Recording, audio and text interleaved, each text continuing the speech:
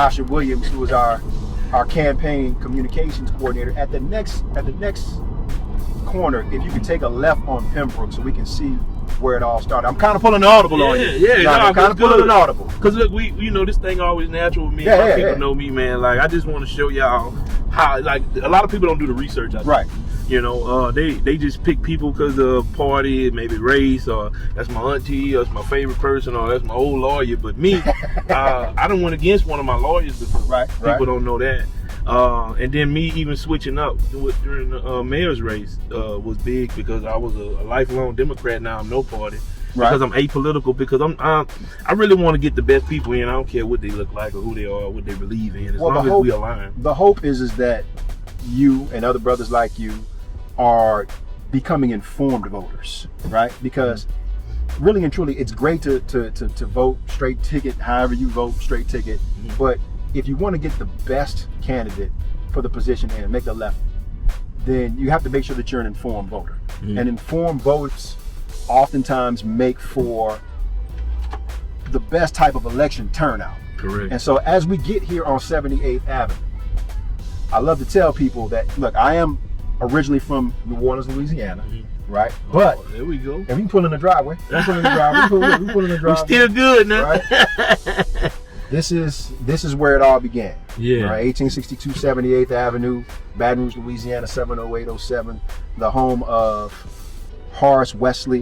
Coach Horace Wesley Moody Sr. and Carolyn Moody. I've lived here at times in my life, and this is where I spent the majority of my childhood, from the time that I was about 5 till about when I went off to college, and then living here as well.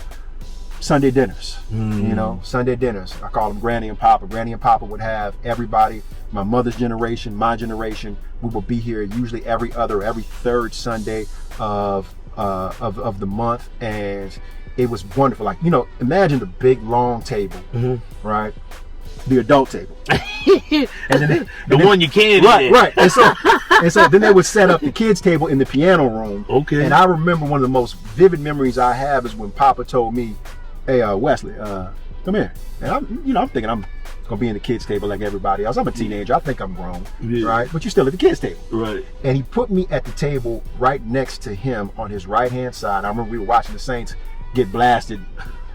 Don't talk about that. Sorry, Saints. We're gonna leave that alone. Sorry, Saints. Die-hard fan, but sorry. Love y'all. And he said, "Come sit here." And that was a seat that had been occupied by my uncle. I think it was my Uncle Jimmy. I got to tell this story. That had been occupied by my Uncle Jimmy, and he was cool about it. And he said, "Sit right here," right? And I was like, "It's my turn."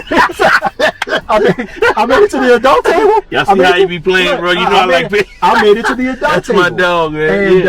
And I remember it being a big deal for me because that is one of the first men, other than my father, that I really saw operate on the tenets of manhood, responsibility, ensuring that your family has a sense of family and camaraderie amongst each other.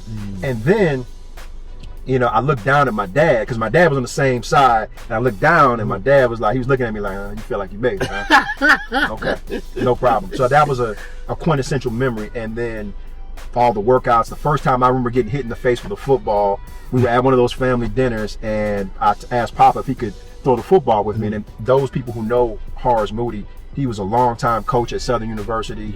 He was over the intramural sports complex, and he is actually, his name is on the new intramural sports complex at Southern University that we're going to go by. I'm giving a bit of a preview of our driving route. But he hit me in the face with a football. I remember my mom came out running and screaming, and as usual, mama don't know. Daddy like, "All right, he all right." And Papa was like, "No, he'll be all right. Hey, you hurt? You hurt? Did you bleed? No? All right, cool. You gonna catch it this time, right? You keep your hands up." I'm like, sure. So I think he took a little bit off.